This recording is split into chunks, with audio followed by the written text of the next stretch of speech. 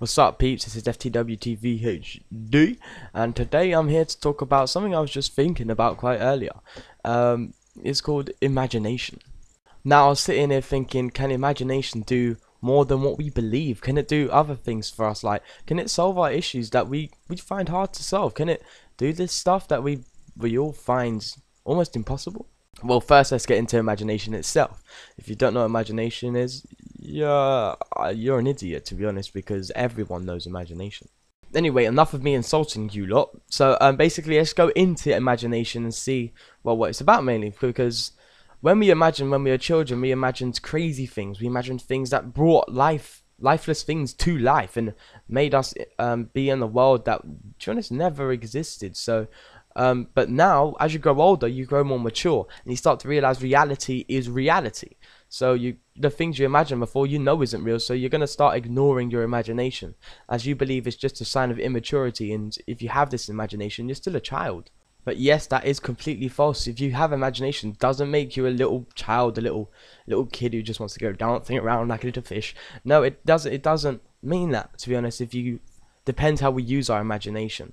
We can use our imaginations from the most possible things to the most impossible events that can happen. So let's say you imagine things in your head that could happen in real life, like your friends having an argument or something like that. I don't know, but let's say you can imagine that. You can imagine a scenario between people you know, and that is very, very, actually almost certain that it's going to happen. But to be honest, that is very, very rare. But anyway, so you can imagine the most possible things in life that can happen. But also with imagination, you can imagine the most impossible things that can happen, such as like a dinosaur jumping on your bed, sipping the lollipop and screaming your name. But as adults, we ignore that imagination. We ignore it all because we're idiots, to be honest. We can use our imagination to the best of our ability and actually make something good of it. So when it comes to imagining, can we use it to our advantage? Can we actually use it to help us in life? Can we, basically solve issues with our imagination and nothing else? Can we do it? So this is where I come on to the topic that I'm going to speak about. We can actually use our imagination to help us solve issues in life or do this and that. So basically, one thing I've learned is I use my imagination to help out people who need my help. There's friends and stuff who have these scenarios and events in their life that I haven't experienced myself, and they're like, "Oh, you don't understand. You don't understand." So depending on the person how strong your imagination is, you can understand or you can't understand. Depends on who you are.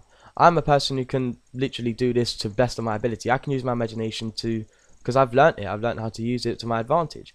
So they say I don't understand. I'm like, wait, I picture that scenario in my head, but with people I care about, and then see how I'd feel. And as you see it, you'll get these emotions shooting into your head. Your brain will tell you these emotions that you would feel.